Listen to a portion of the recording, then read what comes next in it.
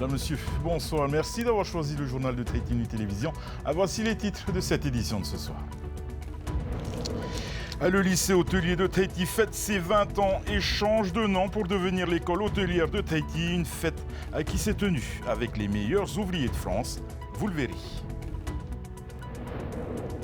À Heria Porinetia et le Tapura dénoncent dans un courrier au haut-commissaire des violations de droits portant atteinte aux garanties des élus et ils s'inquiètent de la situation économique du pays.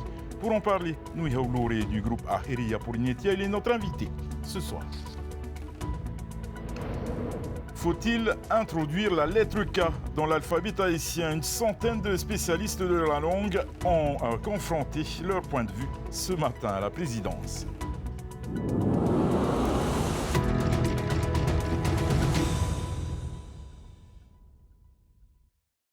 Le lycée hôtelier fête ses 20 ans. L'établissement change également d'appellation et devient l'école hôtelière de Tahiti. Les festivités ont eu lieu ce matin en présence des meilleurs ouvriers de France, des compagnons du devoir ou encore des disciples Escoffier, des partenaires prestigieux qui portent très haut les enseignements de l'école hôtelière, comme nous le montre Esther Paracordette.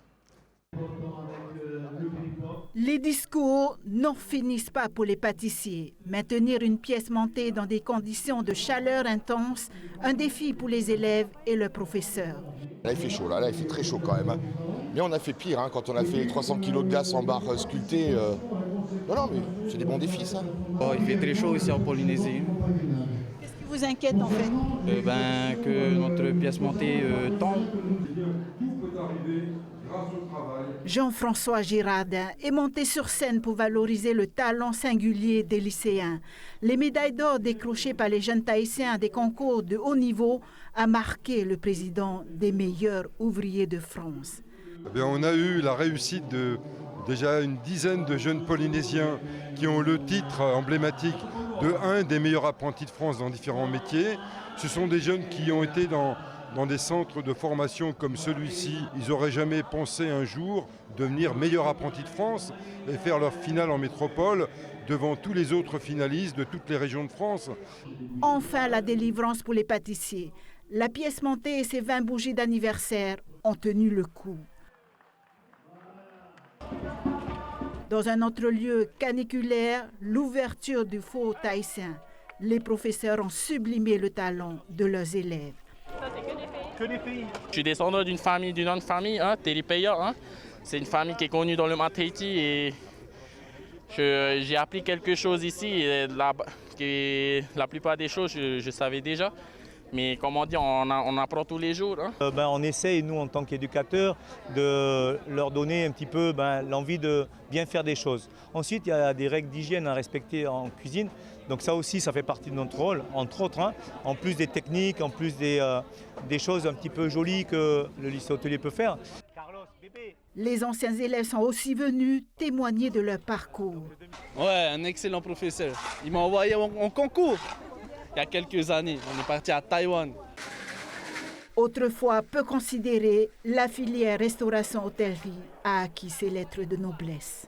Donc on a démontré par la réussite de nos élèves, par la réussite de nos anciens étudiants, que issus d'un établissement qui se trouve au milieu du Pacifique, on peut atteindre l'excellence et rayonner non simplement sur le territoire avec des réussites, mais aussi au niveau national avec les concours meilleurs apprentis de France et à l'international avec les concours Escoffier et autres. Lors de mon passage à Paris, j'avais rencontré celui qui est intervenu aujourd'hui en témoignage, qui est responsable financier du Cheval Blanc. J'ai rencontré également un autre ancien élève qui est responsable de toute la maintenance du mandarin oriental. J'en avais rencontré 5-6 comme ça qui ont réussi à s'exporter en France. Quand j'étais à Singapour, j'ai également rencontré des Polynésiens qui sont sortis de ce lycée hôtelier et qui travaillent dans des grands hôtels à Singapour. Donc je pense que c'est une filière d'excellence et c'est une filière d'avenir. La cérémonie se termine par l'installation du papa et de ses Ounous. Le lycée hôtelier laisse place à une école hôtelière d'excellence pour porter à l'international les us et coutumes polynésiens. Il fallait s'y attendre. Dans un courrier co-signé, Edouard Fritsch et Nicole Sanker pointent du doigt la fragilité du contexte juridique dans lequel la loi fiscale a été adoptée. S'ils ont déjà engagé plusieurs recours, ils rappellent aussi au haut-commissaire son rôle de garant de la légalité. Regardez. Dans les rangs de l'opposition, on a fini par interpeller le représentant de l'État face à ce que les élus verts et rouge-blanc qualifient de violation manifeste du droit. Dans un courrier à l'attention du haut-commissaire, les deux partis déclarent « Depuis le renouvellement de la mandature, nous sommes amenés à constater que plusieurs actes soumis à l'examen des représentants sont adoptés au terme de procédures portant une atteinte manifeste aux garanties des élus. » C'est dans le rôle du haut-commissaire justement de veiller à la légalité des actes qui passent à l'Assemblée, à la légalité des procédures. Et force est de constater que depuis un certain temps, il y a beaucoup de choses qui sont irrégulières au niveau de l'Assemblée et au niveau des textes. D'ailleurs, le Conseil d'État l'a confirmé puisqu'il nous a donné raison dans notre recours et il y a d'autres recours en cours. Et nous avons donc demandé au commissaire de jouer son rôle. Et d'intervenir et éventuellement de saisir le Conseil d'État également, en particulier sur la dernière loi de pays, sur les lois fiscales. Dans ce même courrier, Ahereya Polinetia et le Tapura rappellent également au haut-commissaire que les dispositions de l'article 176 de la loi statutaire lui donnent la possibilité de déférer les lois du pays adoptées par l'Assemblée auprès du Conseil d'État.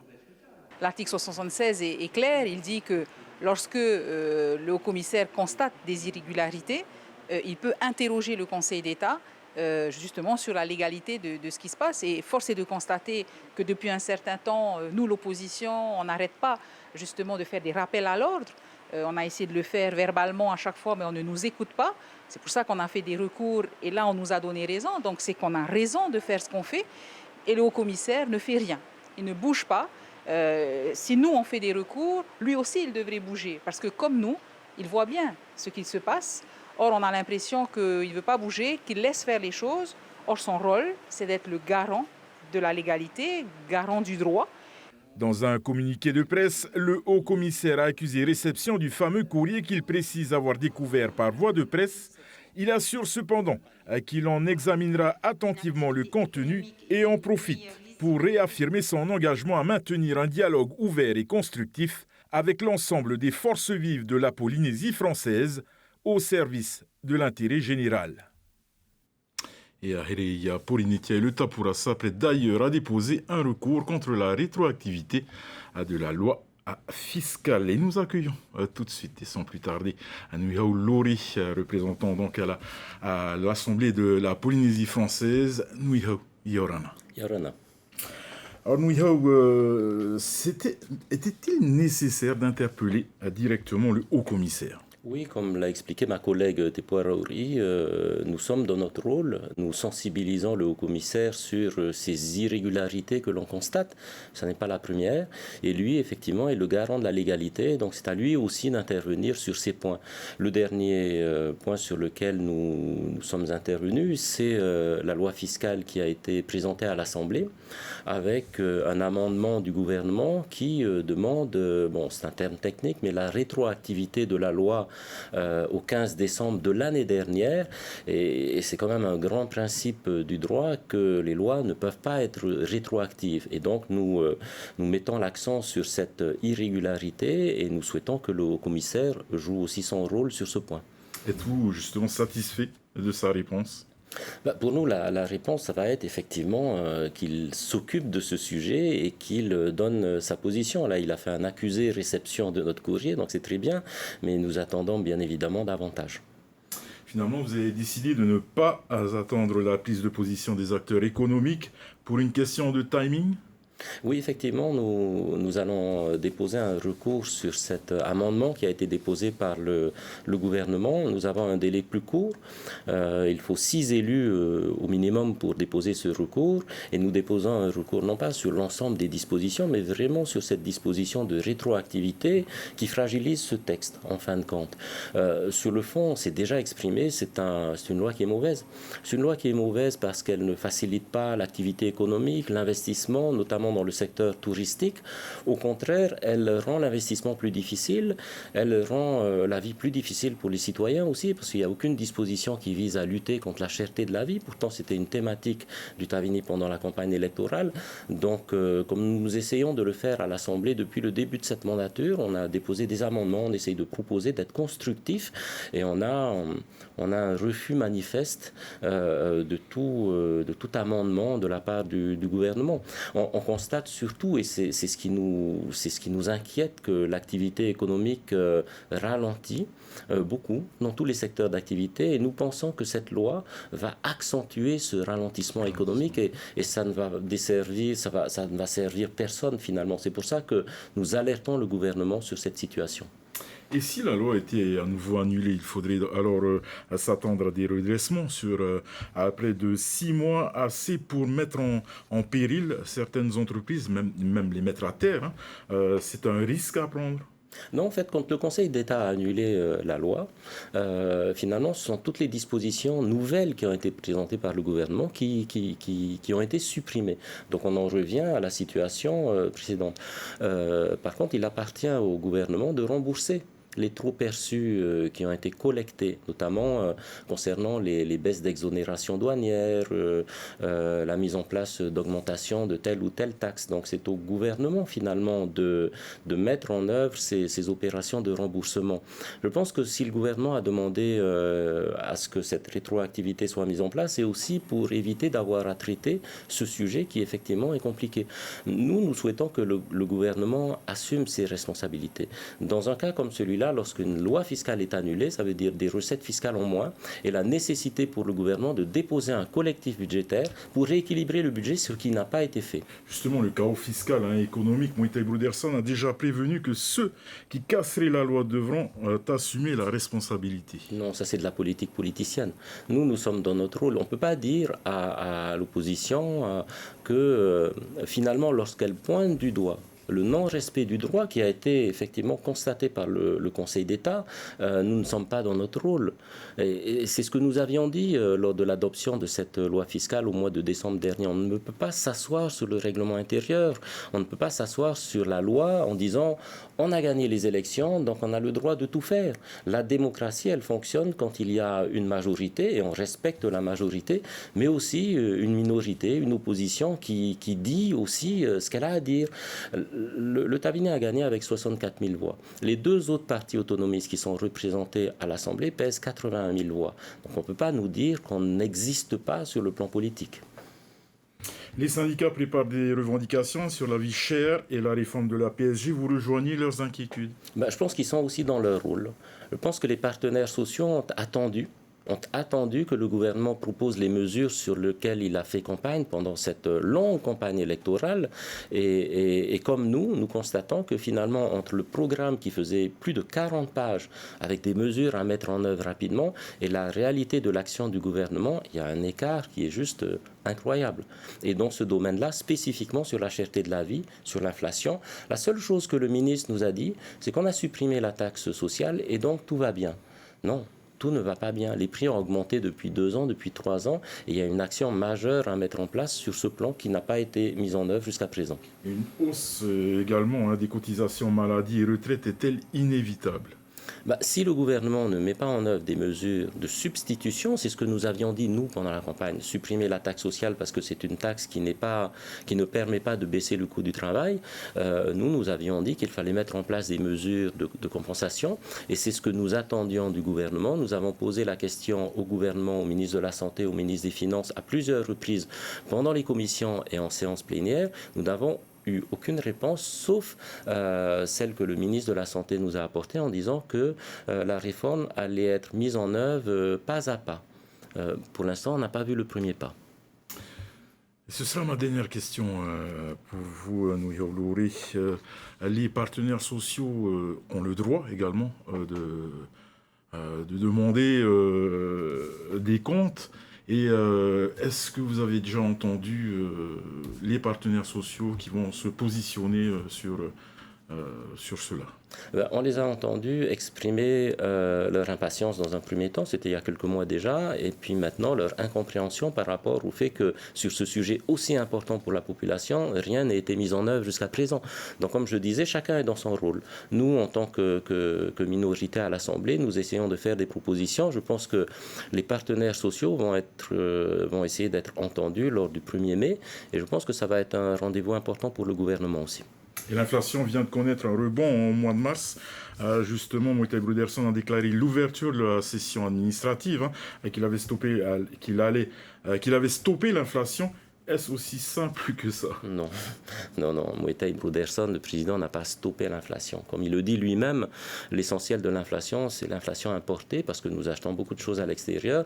L'inflation mondiale a ralenti, ce qui ne veut pas dire que les prix ont baissé. Les prix restent toujours aussi élevés. Et le seul outil dont dispose le gouvernement aujourd'hui pour faire baisser les prix en Polynésie, c'est la fiscalité. Et c'est de faire exactement le contraire de ce qui a été fait, c'est de baisser les impôts. Merci beaucoup, Nolori, d'avoir répondu à notre invitation. La Nouvelle-Calédonie et la Polynésie française doivent faire mieux dans la lutte contre les violences faites aux femmes. C'est le constat de la Chambre territoriale des comptes. Dans son dernier rapport, elle pointe du doigt le manque de prévention, des moyens d'action mal ciblés et surtout des statistiques lacunaires qui ne permettent pas de mesurer l'ampleur du phénomène. Héloïse Girard et Esther Cuneo. Chaque année, près de 1500 femmes en moyenne sont victimes de violences en Polynésie. Un chiffre certainement en dessous de la réalité, selon la Chambre territoriale des comptes. Car si la Polynésie peut s'appuyer sur des statistiques fiables, elles sont encore récentes et surtout loin d'être exhaustives. Dans ce pays à la géographie éclatée, difficile de recenser les faits dans les îles éloignées. Des recoins où les violences physiques sont parfois aggravées du fait de la promiscuité. Mais ce n'est pas tout. Selon le rapport, les statistiques en question ne sont pas genrées, ce qui ne permet pas encore aujourd'hui de disposer de données spécifiques aux femmes, tant à l'échelle locale que nationale. Et pourtant, les derniers chiffres sont déjà éloquents. Le nombre de personnes mises en cause dans des affaires de violence conjugale est nettement supérieur en Polynésie et en Calédonie qu'en métropole. Un écart également important du côté des condamnations qui débouchent sur de la prison ferme, avec une forte augmentation entre 2019 et 2022. Au-delà des statistiques, le rapport invite les pouvoirs publics à mieux appréhender le coût social et à chiffrer le budget alloué à la lutte contre les violences faites aux femmes. Un budget aujourd'hui noyé dans celui du champ sanitaire et social. Retrouvez plus d'informations sur votre site à Tête Inouï de Tête Inouï Télévision, TNTV à News. Pour ou contre l'introduction du K dans l'alphabet tahitien, le débat a officiellement débuté ce matin. Une centaine de spécialistes de la langue ont confronté leur point de vue à la présidence. Il ne s'agit là qu'une première étape, donc avant une consultation beaucoup plus large. Les précisions de Santé Nauri.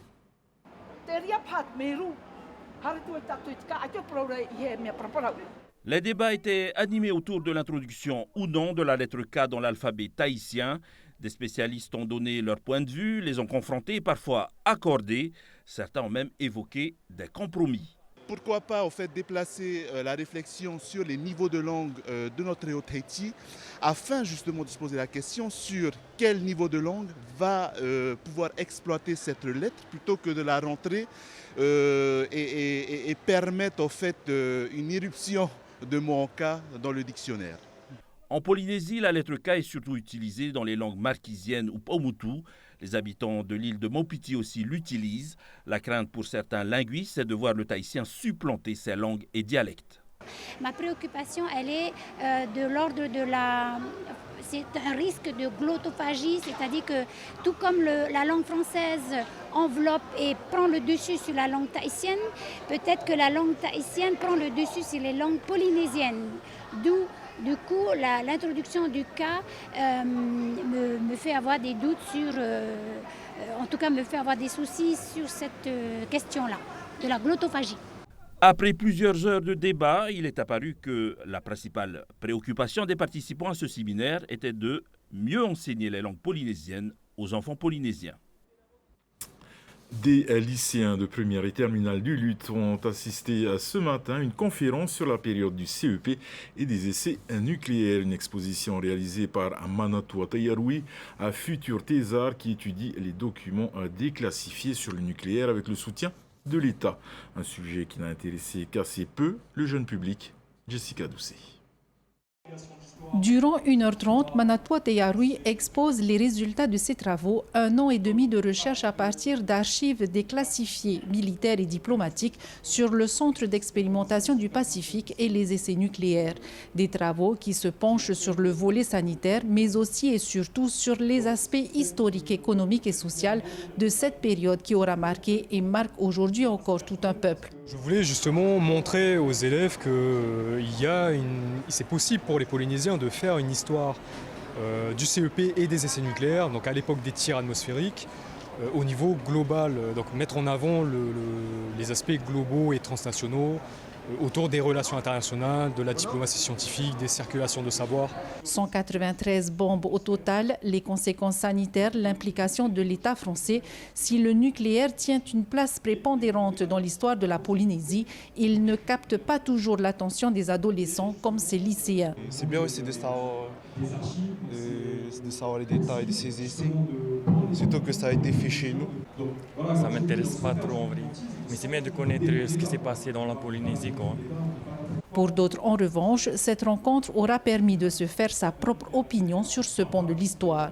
Je comprends mieux en fait le fonctionnement au niveau des essais nucléaires, mais surtout de comment la France a développé en fait leur argumentation pour faire comprendre aux Polynésiens de mettre en place, pour leur faire comprendre pour mettre en place les essais nucléaires ici. Mieux connaître son histoire, le CEP, Centre d'expérimentation du Pacifique, est au programme adapté des élèves de terminale au Fénois depuis quelques décennies. Pour les enseignants, ces recherches viennent enrichir l'apprentissage. Manatou Tayaroui, qui a réalisé la conférence, a présenté des aspects qui sont novateurs en fait. Donc pour beaucoup et également beaucoup d'enseignants, ces aspects qui sont encore totalement inconnus en fait. Manatou Tayaroui va poursuivre sa thèse. Washington et Londres seront ses prochaines destinations. Il compte bien boucler ses travaux avec, comme il aime à le dire, son regard d'enfant du Fénois. Ce matin, au COPF, le président du Conseil des Jeux du Pacifique, Vidya Lakan, a rendu le bilan de ses visites au Fénois. Si la Polynésie française, pays hôte des Jeux de 2027, a décidé de réduire le nombre de disciplines de 32 à 24 disciplines au total, cette décision n'aura aucune incidence sur le nombre d'athlètes attendus au Fénois. Le Fénois accueillera, comme prévu, 4500 sportifs pour l'occasion et pas un de plus selon le Conseil des Jeux afin de faciliter les commodités. Le président Vidya Lakan compte sur le pays pour rendre les plateaux sportifs disponibles et prêts pour 2026, un an avant l'échéance 2027. On écoute Vidya Lakan au micro d'Oriano Tifo. We would like them to be available by 2026. Nous voulons être prêts pour 2026, un an avant les Jeux. Même s'ils sont délivrés quelques mois avant l'ouverture des festivités, ce n'est pas grave. Mais ce serait bien que les sites soient prêts pour 2026.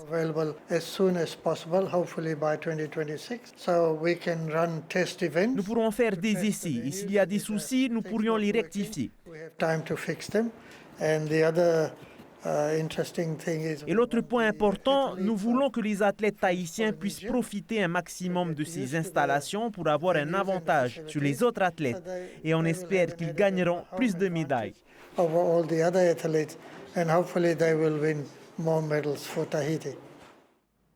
Nous arrivons au terme de cette édition. Votre soirée sur Tahiti Télévision.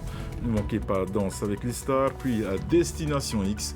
Au nom de toute l'équipe qui a préparé ce journal, merci de nous faire confiance. Excellente soirée sur Tahiti Télévision et à demain.